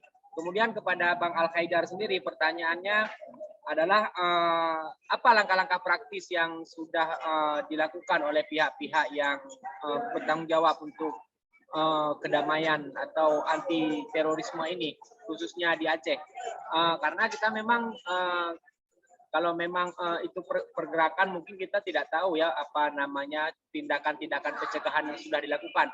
Namanya juga kerja-kerja senyap ya untuk mencegah terorisme ini supaya tidak, masyarakat itu tidak panik ya. Tetapi kita sendiri kan kadang-kadang insan-insan akademik ini sendiri jadi tidak tahu sebenarnya peran apa yang bisa kita mainkan dalam mencegah terorisme ini, supaya kita punya kontribusi yang jelas dalam rangka mencegah ini. Karena memang misalnya seperti dikatakan Bang Al-Khaidar tadi, kenapa insan-insan akademik, para peneliti itu tidak melakukan kerja-kerja yang punya fokus ke sana untuk penelitian mengenai terorisme atau anti terorisme? Karena memang saya lihat, saya sendiri dan banyak teman-teman di akademisi juga memang tidak punya gambaran sama sekali tentang apa yang bisa dilakukan dan bagaimana peta-peta yang bisa dilakukan untuk hal ini. Jadi frekuensinya saja agak susah bagi insan akademik. Saya kira itu pertanyaan untuk Bang Denny dan sekaligus Bang Al-Khaidar. Terima kasih. Baik, terima kasih Pak Miswari. Mungkin Pak Denny, silahkan Pak.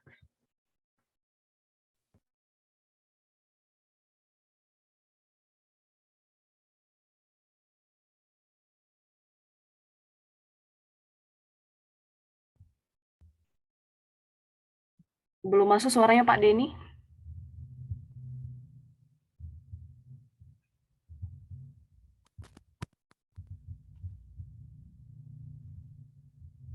Halo.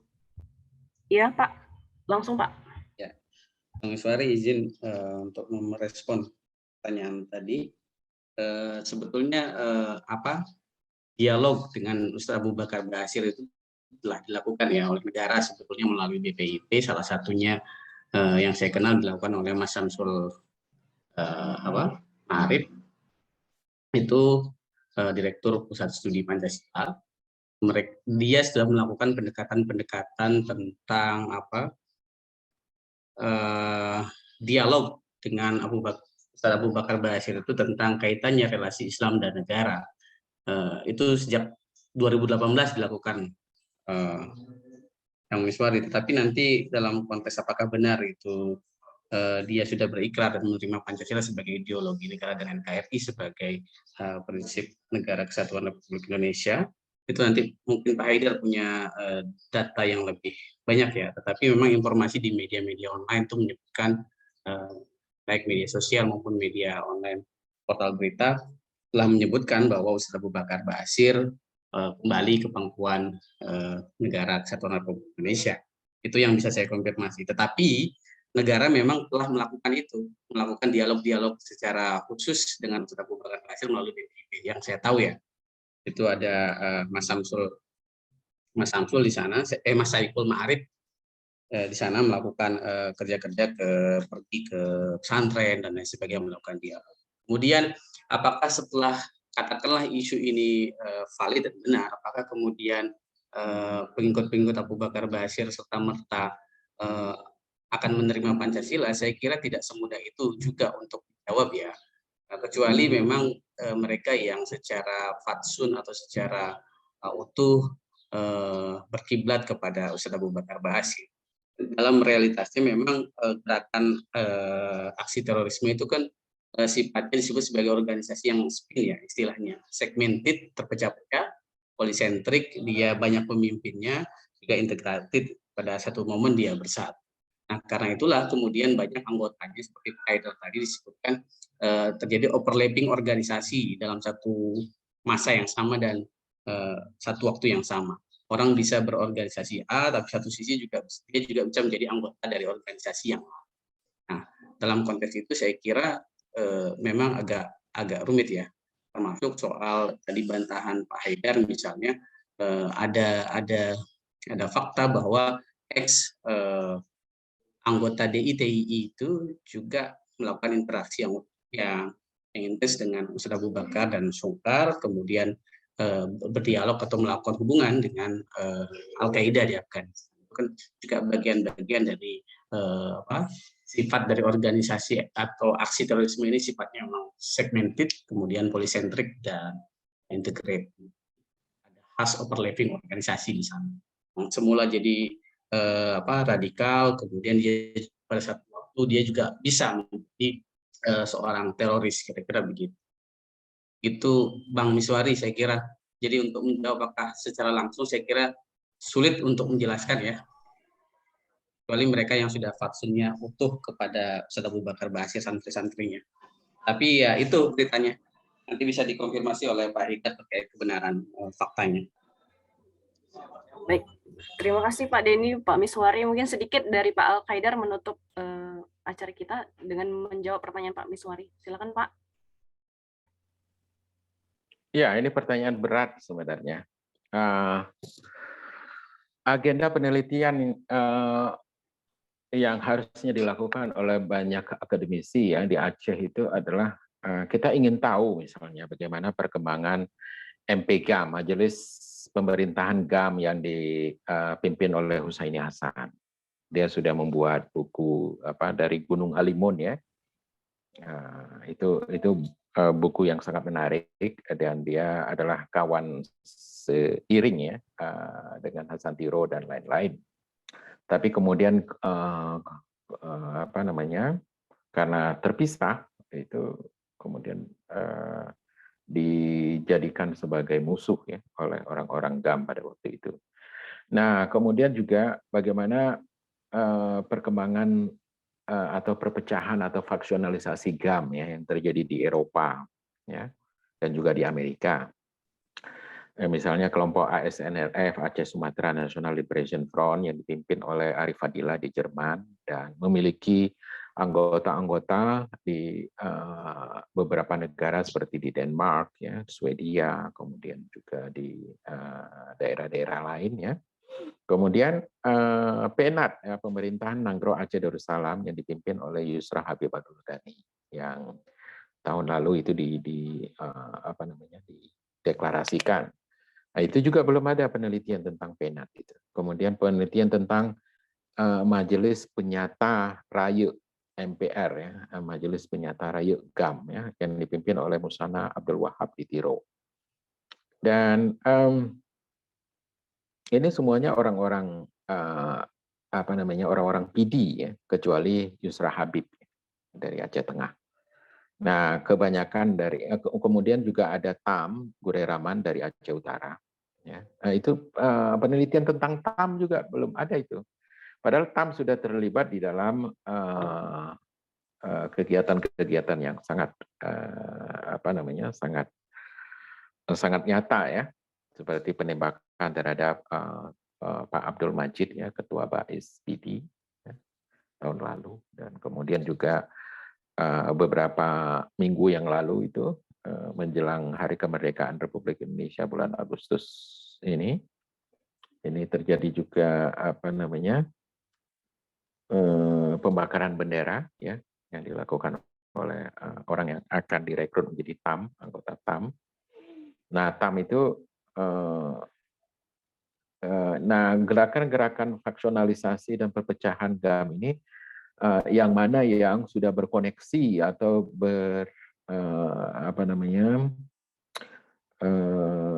memiliki kontak ya, sudah melakukan kontak dengan kelompok-kelompok teroris itu mana? Nah, itu juga belum tahu. Sementara GAM yang sudah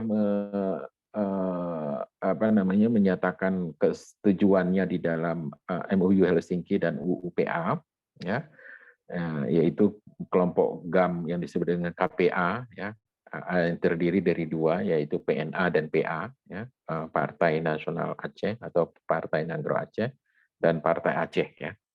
Nah, dua partai ini merupakan GAM yang lama disebutnya, GAM lama. Kalau ASNLF tahun 76 itu GAM awal, GAM paling awal. Nah, ini juga belum ada penelitian tentang faksionalisasi dan perpecahan ini dari tahun 76 sampai ke tahun 2022 ini. Ini belum ada sama sekali, sehingga tidak ada yang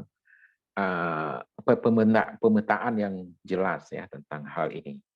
Nanti saya kirimkan juga pemetaan ini yang merupakan penelitian awal saya di di samping mengumpulkan data-data tentang perkembangan terorisme di Aceh, saya juga mengumpulkan data-data tentang faksionalisasi dan perpecahan GAM ini. Jadi ini juga bisa menjadi dasar untuk mengembangkan penelitian yang lebih khusus lagi. Karena kita tidak tahu apakah yang akan nanti berpengaruh di Aceh itu apakah MPGAM, ASNLF, PNAT, MGAM, atau TAM. Ya, jadi ada lima pecahan GAM yang saat ini sangat dominan dan mereka semua menolak MOU Helsinki. Ya. Kalau GAM yang sudah menerima MOU Helsinki itu adalah KPA yang terdiri dari dua, yaitu PNA dan PA. Nah, ini mungkin tidak begitu menarik lagi untuk diteliti. Kalau yang ini juga perlu diteliti juga, yang KPA, PNA, dan PA ini perlu diteliti juga. Tapi yang tidak setuju dengan MOU Helsinki juga perlu diteliti ini, karena ini menunjukkan kekritisan orang Aceh. Karena dulu waktu ada MOU Helsinki itu banyak pikiran-pikiran bahwa sebaiknya tidak memindahkan konflik antara rakyat Aceh dengan tentara Republik Indonesia menjadi konflik antara sesama rakyat Aceh, antar sesama partai lokal, gitu. Tapi seharusnya itu kan pada waktu itu ada pikiran-pikiran bahwa Aceh itu harus menjadi daerah seperti Yogyakarta. Atau setidaknya Aceh pada waktu itu bisa memiliki sistem pemerintahan sendiri, sistem pemilihan sendiri, ya, yang bukan sebagai sistem demokrasi, tapi sistem yang tadi disebutkan oleh Ibnu Khaldun, ya, dalam konsep Ibnu Khaldun itu nomokrasi. Jadi tidak perlu partai politik untuk memilih kecil misalnya. Cukup dari orang-orang perwakilan dari lorong-lorong, ya. Di lorong itulah yang terjadi pemilihan langsung, dan pemilihan langsung di tingkat bawah itu tidak memerlukan juga partai politik. Jadi bukan demokrasi. Tapi karena kegilaan orang-orang muda Aceh pada waktu itu kepada demokrasi itu sangat luar biasa, ya akhirnya orang-orang Aceh sekarang menuai masalahnya sekarang. Jadi sibuk dengan pertentangan ini, ya, sampai Ayah Banta itu membunuh banyak orang non Aceh, orang-orang Jawa yang ada di Simpang Keramat itu kan karena dia ingin memberikan teror pilkada namanya, atau elektoral teror, ya, kepada orang-orang Jawa yang transmigrasi yang ada di sana. Padahal mereka tanpa diteror pun mereka sudah sangat adaptif dan sudah tahu bahwa mereka pasti akan memilih PA. Kalau tidak memilih PA, mereka berarti itu akan membuat permasalahan baru di dalam hidupnya, dan itu mereka nggak mau itu terjadi. Secara antropologis sudah seperti itu.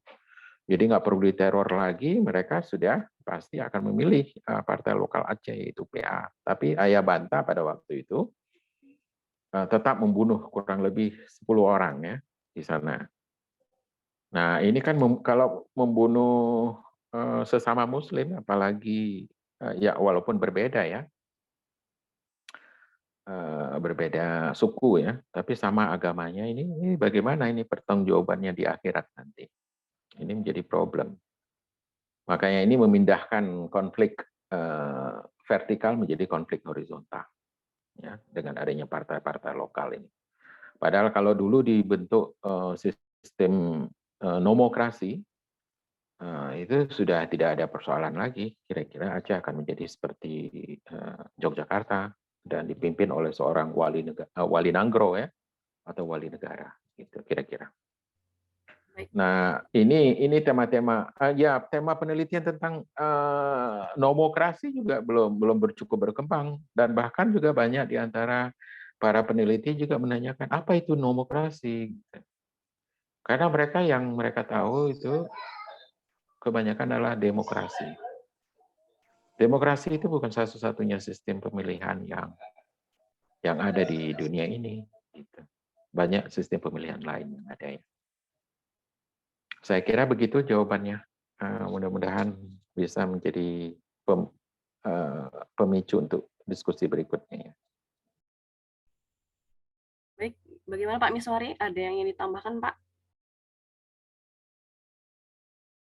Ya, udah keren. Nanti saya coba pelajari lagi. Siap. Tadi ada sih tentang Abu Bakar Ba'asyir ya. Abu Bakar Ba'asyir ya. Iya. Ya, sesuai dengan yang dijawab oleh Mas Denny tadi, sudah benar bahwa memang apa yang dilakukan oleh Ustaz Abu Bakar Ba'asyir itu adalah sebentuk proses self-deradicalization namanya ya. Nah, self-deradicalization ini atau deradikalisasi mandiri ini sebenarnya tidak di-drive, tidak didorong oleh pemerintah. Pemerintah bahkan tidak setuju dengan pembebasan Ustaz Abu Bakar Ba'asyir dulu ya.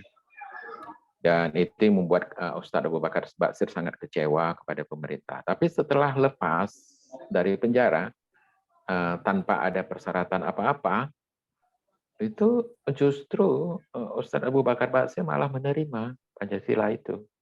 Kalau dulu bahkan boleh boleh lepas ya, boleh keluar dari penjara asal menandatangani ikrar untuk Pancasila dan sebagainya. Pada waktu itu Yusril Iza dan sebagainya, banyak orang tim pembela Muslim juga sudah membujuk Ustadz Abu Bakar Ba'asyir, tapi beliau tidak mau. Tapi setelah lepas justru mau, dan tidak ada peran pemerintah di situ. Itu yang disebut dengan self deradicalization atau deradikalisasi mandiri. Nah, ini menarik juga nih. Deradikalisasi mandiri, deradikalisasi sebenarnya susah terjadi ya. Seperti terhadap Ayah Banta ya. Ayah Banta itu bahkan kemudian berbaiat kepada ISIS di bawah Aman Abdurrahman dan di bawah Ustadz Abu Bakar Ba'asyir pada waktu itu juga.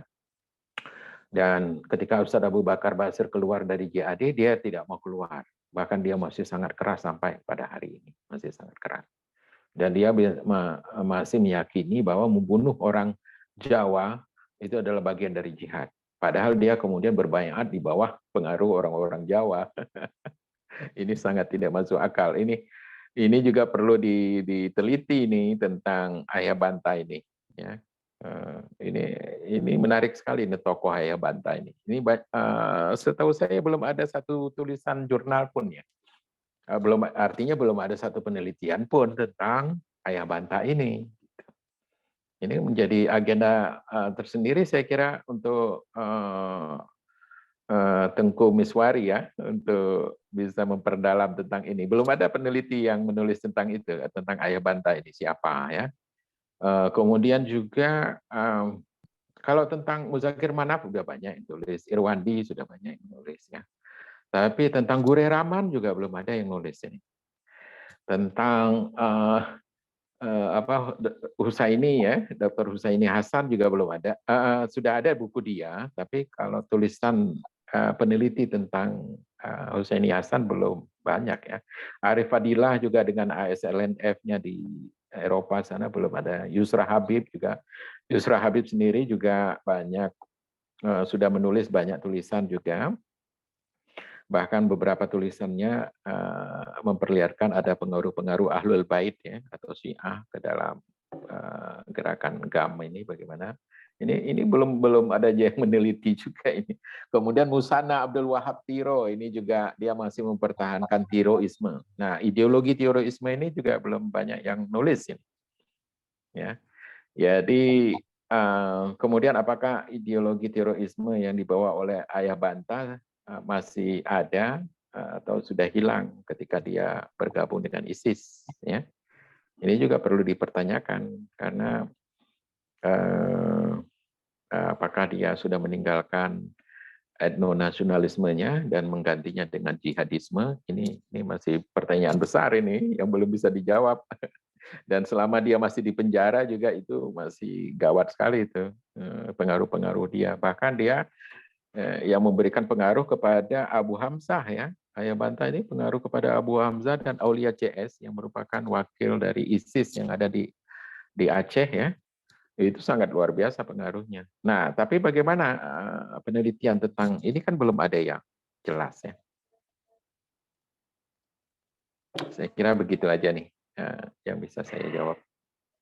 Saya kira ini menjadi tanggung jawab ya bagi Tengku Miswari dan juga Alkaf dan juga yang lain ya, Muhajir juga ya, untuk menulis atau untuk membuat penelitian tentang ini karena ini masih belum banyak yang blank spot yang belum terjelaskan dari fenomena politik yang sebenarnya sangat besar ya karena JI itu memindahkan operasionalnya ke Aceh, belum ada yang nulis tentang itu ya. Ya munculnya endonasionalisme di Aceh, jihadisme di Aceh itu sangat beragam, semua ada di Aceh ini sekarang. Baik, ada yang angkat tangan Pak. Gimana kita buka lagi atau respon aja ya Pak Taufik untuk saya kira saya butuh informasi dari narasumber ya. Pertama terkait dengan tindakan perilaku anarkis, ekstremisme dan terorisme itu dalam tinjauan sejarah itu mana lebih dominan, ideologi yang tumbuh subur di agama atau agama yang dipengaruhi, yang dikonstruksi oleh ideologi. Mohon pencerahannya Pak. Terima kasih.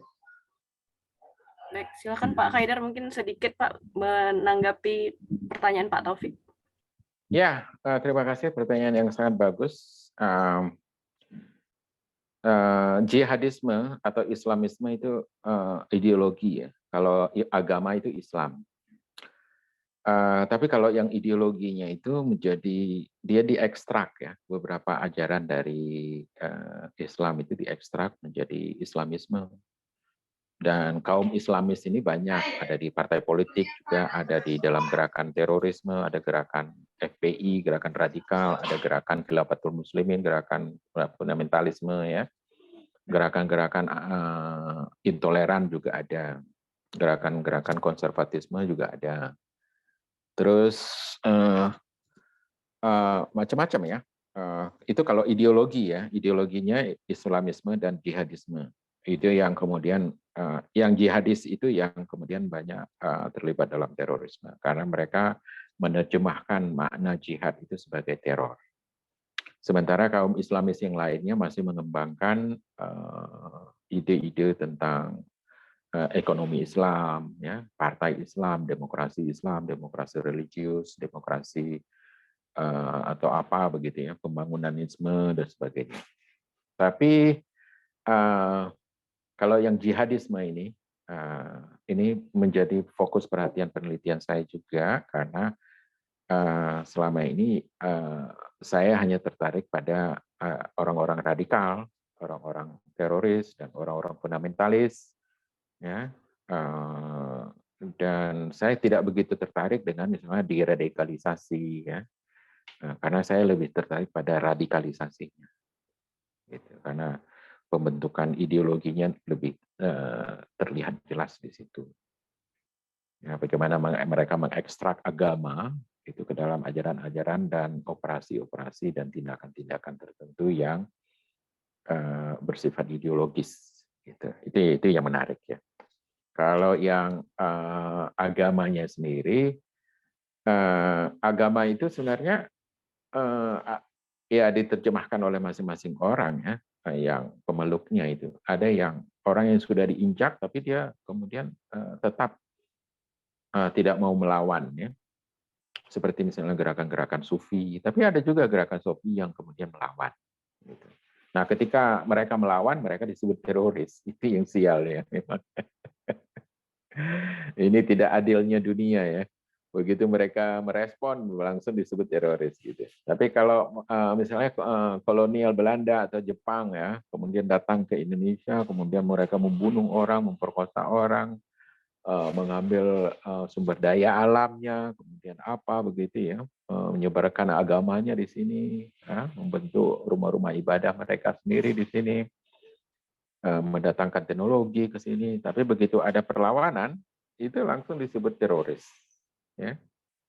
Jadi ini yang tidak adil ya dari dunia ini. Makanya harus ada seperti yang dilakukan oleh Universitas Liverpool ya, gerakan decolonizing ya,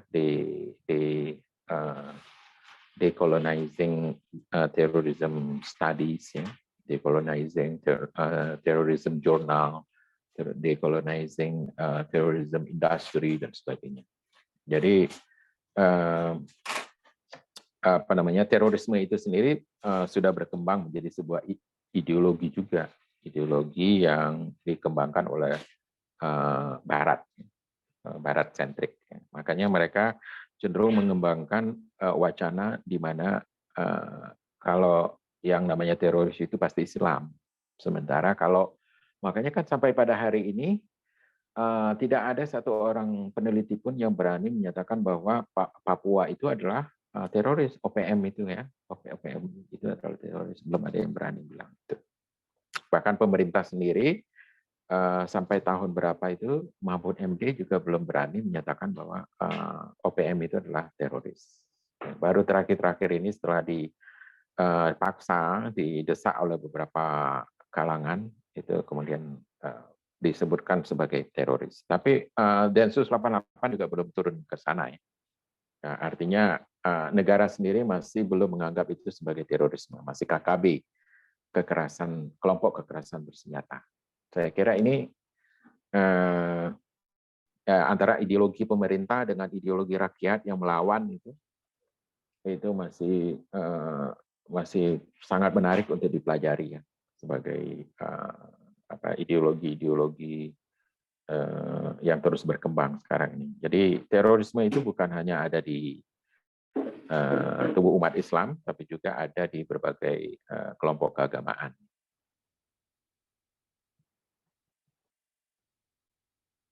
Ya baik, terima kasih Pak Kaidar atas jawabannya. Bagaimana Pak? Apakah sudah ada yang ingin bertanya lagi atau kita akhiri? Pak? Ya, makasih. Iya, terima kasih. Sama-sama Pak. Baik, mungkin waktu juga sudah jam 4 sore ya, teman-teman. Menarik tadi pembicaraan tentang terorisme yang mungkin jarang dibicarakan dan didiskusikan mungkin karena sangat-sangat sensitif dengan daerah Aceh. Tapi menjadi fokus juga karena beberapa penelitian yang belum terungkap ya Pak. Mudah-mudahan dengan adanya diskusi ini membuat para akademisi membuat penelitian tentang terorisme. Dan ucapan terima kasih kepada Pak Denny Gunawan dan juga Pak Kaidar atas pemaparannya, mudah-mudahan memberikan inspirasi buat teman-teman yang ada di sini. Untuk itu, apakah kita akhiri Pak Alkaf untuk pertemuannya? Baik, untuk itu terima kasih Pak Kaidar, Pak Denny Gunawan atas pemaparannya. Mudah-mudahan kita dapat bertemu dalam kolaborasi dan diskusi yang lainnya. Terima kasih Bapak. Saya akhiri sebagai moderator. Mohon maaf. Assalamualaikum warahmatullahi wabarakatuh. Saya balikan ke Pak Miswari. Assalamualaikum warahmatullahi wabarakatuh. Terima kasih semuanya atas partisipasi dan kontribusinya dalam pembicaraan ini. Khususnya kepada Bang Al-Kaidar yang telah memberikan banyak pencerahan, banyak wawasan pengetahuan kepada kita. Terima kasih juga kepada Bapak Denny Gunawan yang telah menjelaskan bagaimana peta-peta umum tentang terorisme yang ada di Indonesia. Semoga ini bisa menjadi stimulus bagi kita untuk memberikan perhatian bagi adanya bahaya-bahaya terorisme yang ada di Indonesia. Terima kasih semuanya. Terima kasih kepada teman-teman Lost Generation. Ada Bung Alkaf, ada Bung Muhajir, ada Bung Khairil Miswar, ada Bung Mirza Ardi dan Bung Zafar. Sampai jumpa pada pertemuan selanjutnya. Lebih dan kurang mohon maaf. Billahi taufiq wal hidayah. Assalamualaikum warahmatullahi wabarakatuh. Assalamualaikum. Waalaikumsalam. Terima kasih Bang Al-Qaidar. Terima kasih semuanya. Terima kasih Bang Denny. Bang, terima kasih semuanya.